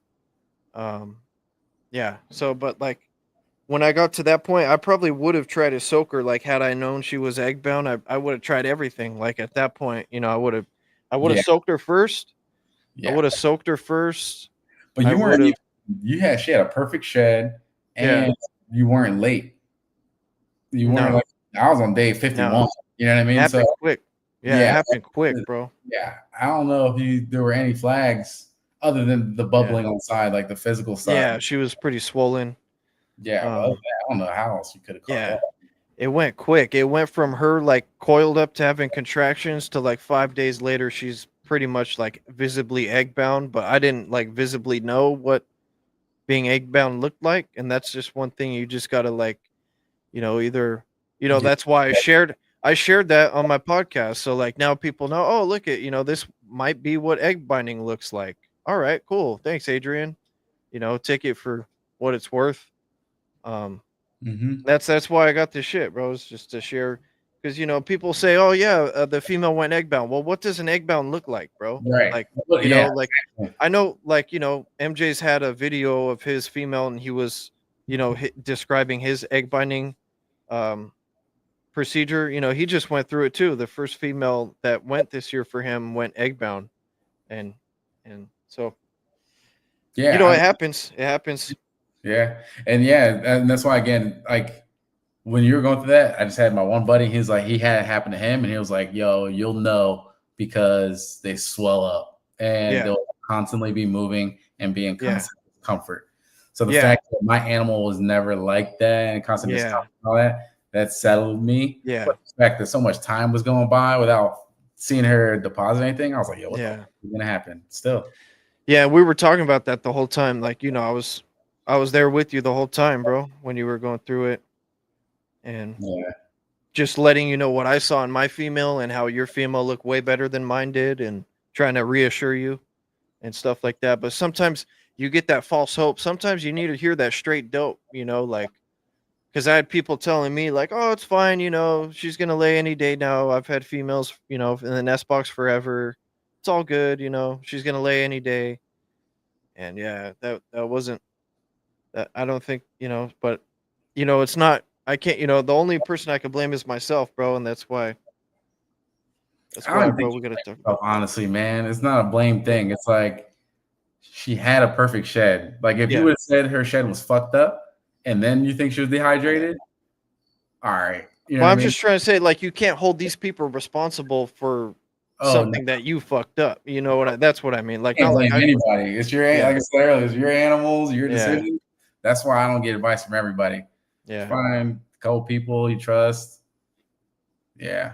Like I said, even ChatGPT. When in doubt, ChatGPT, you'd be surprised how efficient it is. Yeah. And so, what size would you start pairing a female? Like 1,000 grams? So I'm What is that? the females I've paired so far. I've just waited for them to be 4 years old. I haven't waited 4 years old. 4 years old. I haven't weighed them. Yeah. It's been 4 years old for me. Yeah. And then I've never caught a chondro just soaking. I've had one go in their water bowl for a second, just like sliding through, but I've never seen a chondro soak. Yeah. I haven't seen any of my snakes. I haven't seen any of my snakes. Since I upgraded I threw my emerald tree boa female in one of those big PVC 3x2x2s I've been making. I upgraded her, and I put a big water bowl in there, and she's been soaking like almost every night. Like, every other night she'll go and like lay in the water. I don't, I'm not saying it's a red flag or, she's doing just fine. But yeah, she's loving her water bowl. The emerald tree boas for sure love their water. Well, I think emeralds, from what I've picked up on from emeralds and basins, seem to love being wet. Like, mist it on. Like, I was watching one of Nerd's videos, and he's they like, have rain chambers and shit. Yeah, automatic misters and air drying system. And I mean, the snakes seem happy, so Yeah. I mean, there's having them soak seems cool. Yeah. I don't do the whole rain chamber thing, but it is good to take your animal outside and give them a hose down maybe or something like that. And I'm not against it. I love the spraying and soaking and rain chamber. I love all that shit. But yeah, as far as a green tree python, I haven't seen any soak. I feel like they're like kind of like a cat where they stay away from the water, like a cat, they don't really go into the water like that all crazy. But when you soak them on their own, like when you forcibly soak them, they seem to accept it pretty well. Nah, I don't think my animals like it. It takes them a while to settle down. And as soon as I pop that lid off, they're out of there. Because I'll soak them in their enclosure. So to keep the temperature and whatever. Yeah, So yeah, I'm just pop the lid off, let them out. yeah. They're fucking Like you gone. saw that picture I DM'd you of that female. I soaked her, and she was just chill. I had the lid off, and she wasn't trying to move or escape at all. Like she was just content. Oh, that's nice. And that's what I've experienced from most of soaking chondros is after like an hour maybe they just get content and they just chill. And I have seen some drinking and stuff. And yeah, that's like another tip is like when you guys get new animals, just soak them right away. Um, Especially imports and emerald tree boa imports. You got to soak the shit out of your emerald tree boas. Like if they're imports, soak them right away. I hear that's a Because tough game, the imports on the emeralds. yeah, yeah, I've got a couple that are doing great. I'm 1 for 3. No, I'm 2 for 3 on the import emeralds. Okay. Yeah, I had a baby that I think I might have fed it too frequently, and it started doing the regurg thing. Cause I was like, it was my first arboreal snake, and I didn't really know you're not supposed to like feed them as much as not as much as a ball python. I Yeah. was pretty much feeding it like a ball python, but I saw you could feed a baby emerald like every 7 days or something like that. It wasn't something too far off, but I think the meals I was feeding it were pretty big for its size, in my opinion. Hmm. And I fed it too free because it just took the first meal right away, boom, digested no problem. And I fed it.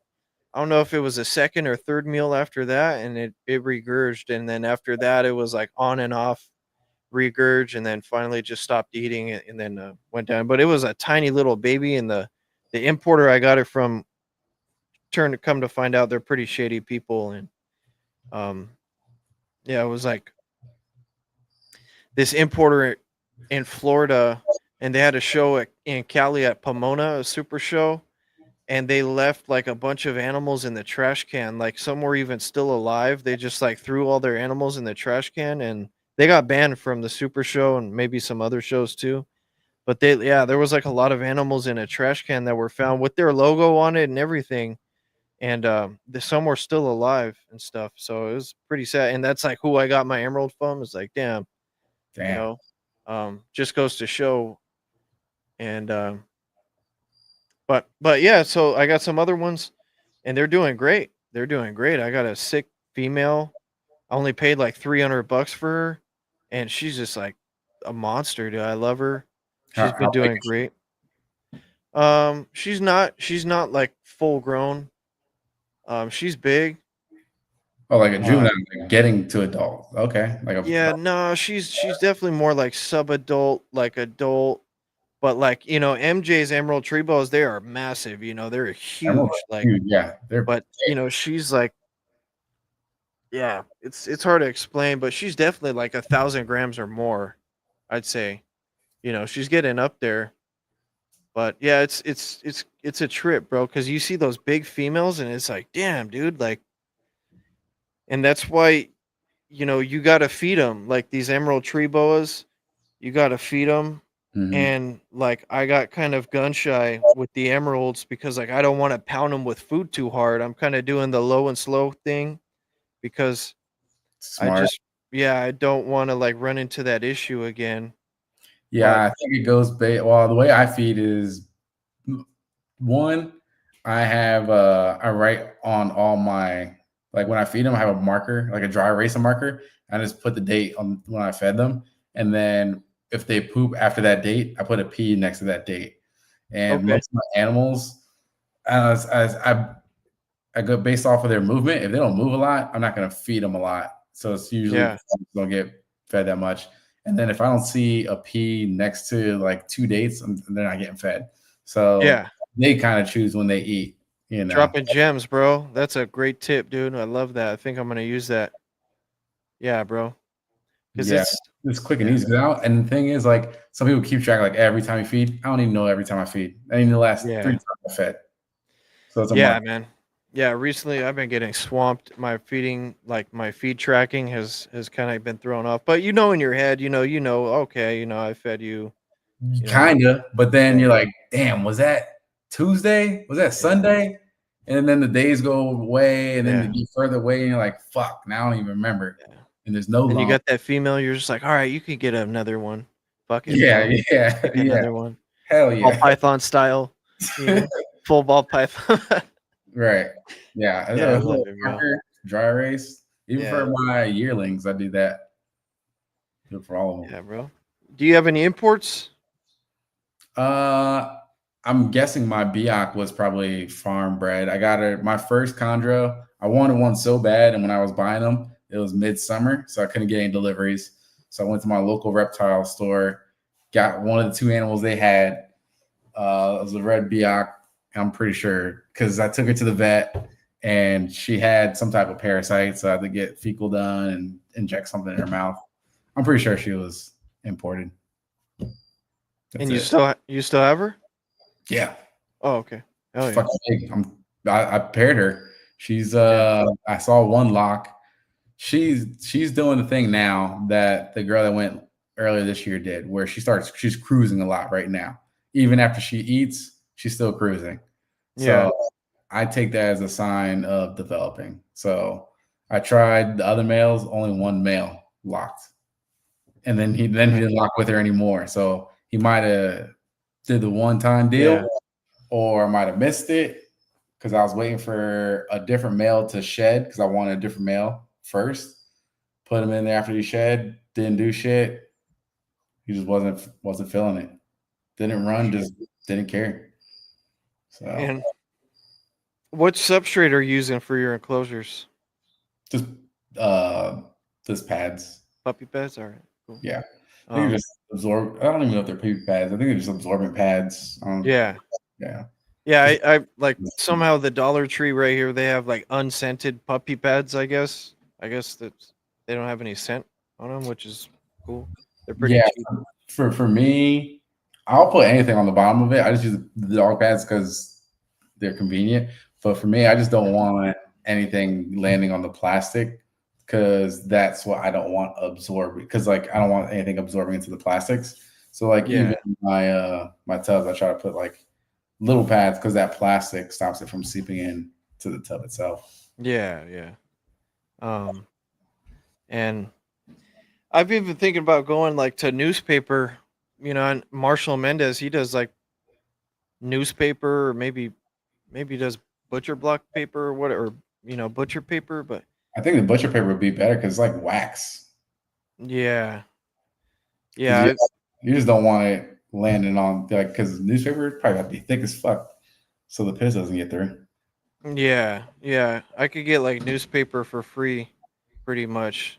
So it's like really tempting to just like switch to newspaper because it's like it's almost the same thing. Because even the puppy pad, it leaks through. Like that shit leaks through the puppy pad. It's that shit's not like 100% waterproof. Like from what I see, I don't know. Yeah, only time I get any seepage is if they are peeing along the sides and it goes that way. But like down, which is like every time. Yeah, they every love, time they they love pee, that. they never pee on the fucking puppy pad. It's like on the corner of it and shit. Yeah, they love that shit. That's their favorite. Frustrating. But That's their favorite. Yeah, I'm thinking about doing newspaper. It's like because these enclosures I'm building now, I need 2 puppy pads per enclosure. Yep. So it's like, man, it starts adding up. And like, even though they're super cheap, but I do like the puppy pads a lot. But newspaper is pretty cool too. Yeah, just got to keep it simple. And trying to think of kind of wrapping it up here, like seeing. Oh yeah, so you got a clutch and you're establishing. How many did you hold back from your first clutch and hold back everything? Yeah, hold back everything. Like I was saying before, I don't know what the genetics are gonna do. If I were to sell them when they were neos, I might be able to put them up for like maybe 2,000, maybe 3,000, right? Just because they were red. But there's no history, there's no telling what they would turn into. And I think they're gonna be crazy. And so far they're looking really good. Yeah. And then so once they finish changing, once I sex them, I'll sell the ones that aren't doing it for me. Getting them established, like I said, I almost quit the hobby. It was so bad. Oh shit. So my buddy came over here to help me, and he was like, "These are the worst I've ever seen." He only got 1 out of the 13, and 1 died. When he got 1 out of 13 to eat, and I was like, "Oh!" And honestly, probably 8 months. 8 months, until I got all of them to start eating off tongs on their own. Fuck.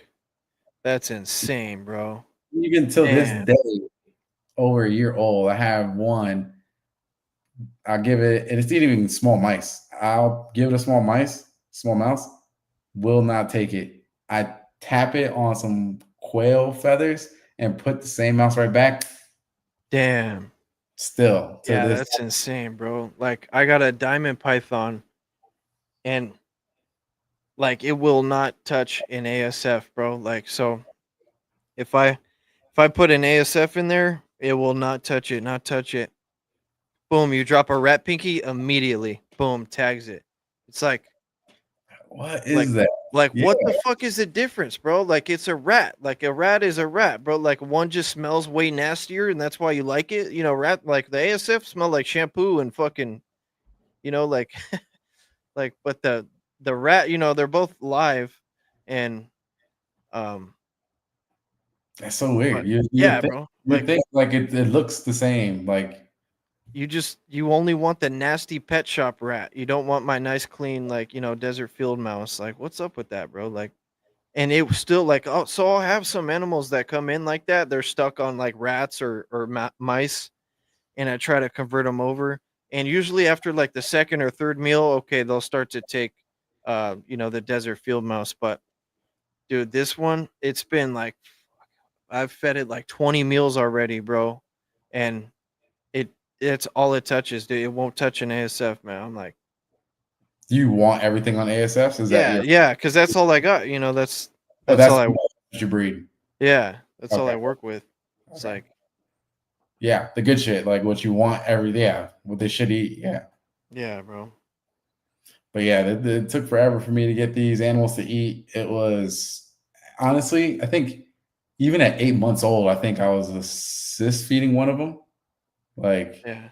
and then I remember when I figured out how to get to eat, when I was like, let me try this quail feathers again. And then it started eating. And I was like, well, still to this day, quail feathers. Yeah. All Definitely other, gotta have your tools in the bag, man. Your well, tools in now the bag, bro. with this next clutch, I'm confident in my ability to assist feed. So you Nice. motherfuckers are gonna eat whether they want to or Yeah. not. Easily. Yeah, bro. I'm pro at it now. Hell yeah. Did it for so And long. do you know the sex ratios on those yet, or you still don't know? Have you No, tried probing anything? Do you probe at all, or no? Yeah. no. I like I said with the sheds, you can kind of see. I think I can see a difference. And then, so I think I can tell some of the males from females. I think my ratio is about 50-50. But Yeah. nine probes, they have such a long way to go in changing that Yeah. I'm not thinking about selling any of them yet. Yeah. Are they still all red for the most part? No, They're in they're OCC still. They're kind of in OCC, and the darkest red ones are more of like a maroon color. And then what I'm noticing is like a lot of them get darker, but the darker areas are like a transition into a green. So I posted one today that was red, but none of it got darker. The only part is like on the nose has some like a little bit of green, but all the other ones have like green coming in. Like the one that went black, it went all the way black, and then now the yeah. green's coming out on top of it. So I'm thinking, Right. I'm pretty sure it's gonna go all green at some point, but Yeah. maybe I'll get lucky and it keeps a lot of high black. Yeah, for sure, bro. Yeah. Hell yeah, dog. Well, I'm excited for your next clutch, bro. You expecting any more like females to go for you soon? Like, If I you have the import yeah, you were talking about. yeah, if the Biak goes, that's all probably the only thing that happened this year. Everything else is not getting paired until late this year. Yeah. Yeah, I noticed that like kind of late spring was the good time for my female. This female right here. It was like March. I started pairing in March. Got the last lock in like May, the ovulation in June or something like that.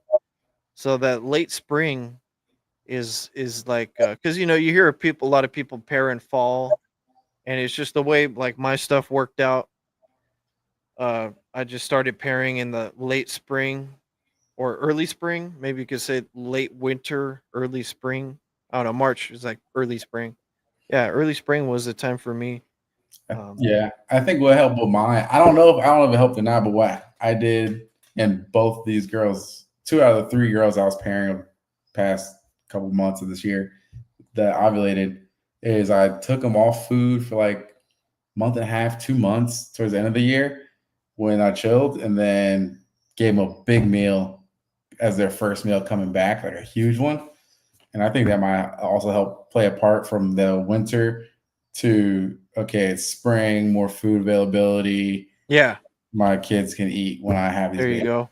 Yeah.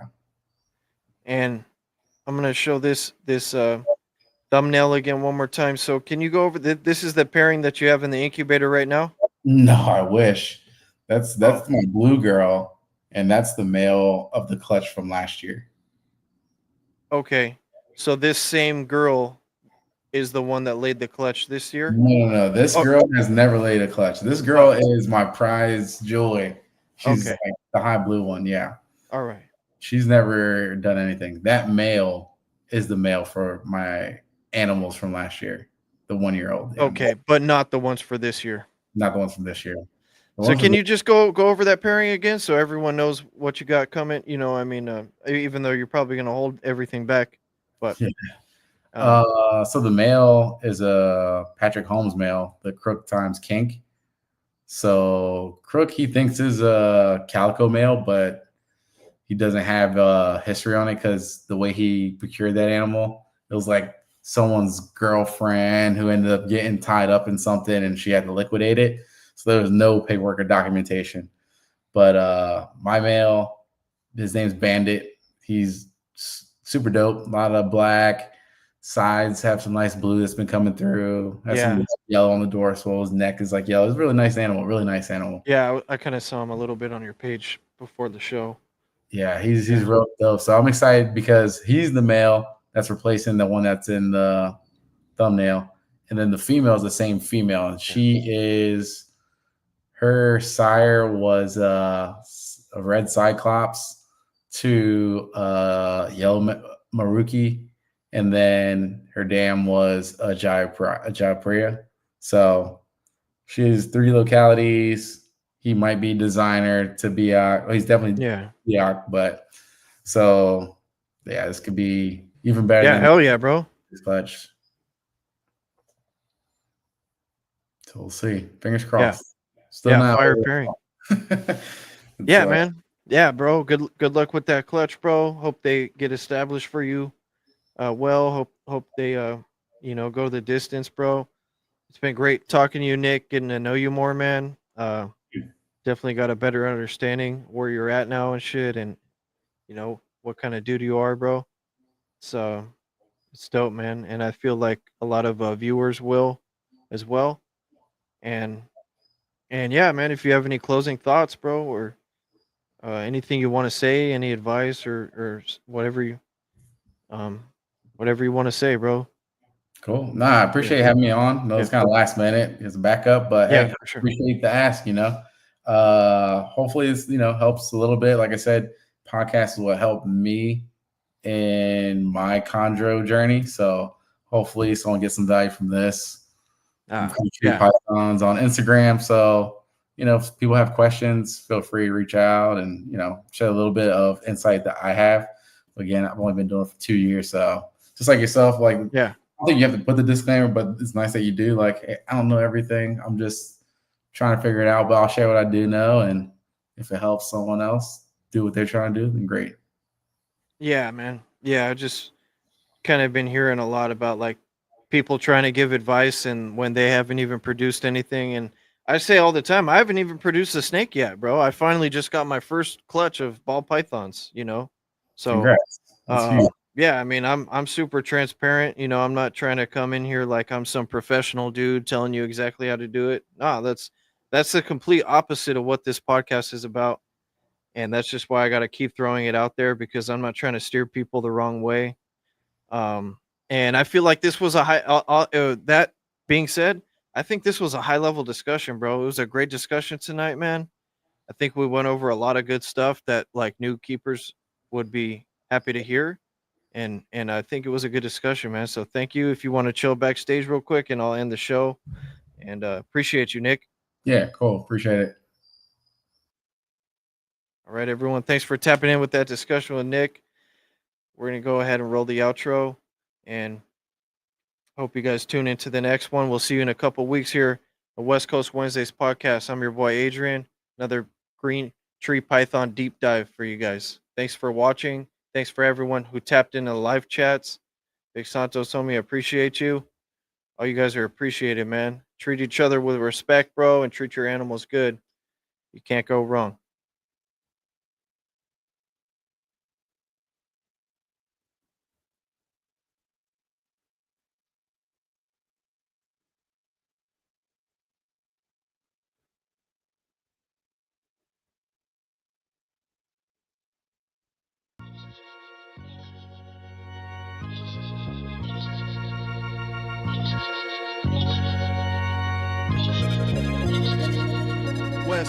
West Coast, man, you know where it's at. Best place to relax and kick back. Underneath the palm trees, talk about reptiles and spit facts. From BP to GTP, emeralds to Ackies, the city by the sea where we rock the crease khakis. I don't need no AI intro because I've been at the style. Come kick it on the West Coast and talk about reptiles. Reptiles. Talk about reptiles. Style. Come kick it on the West Coast and talk about reptiles.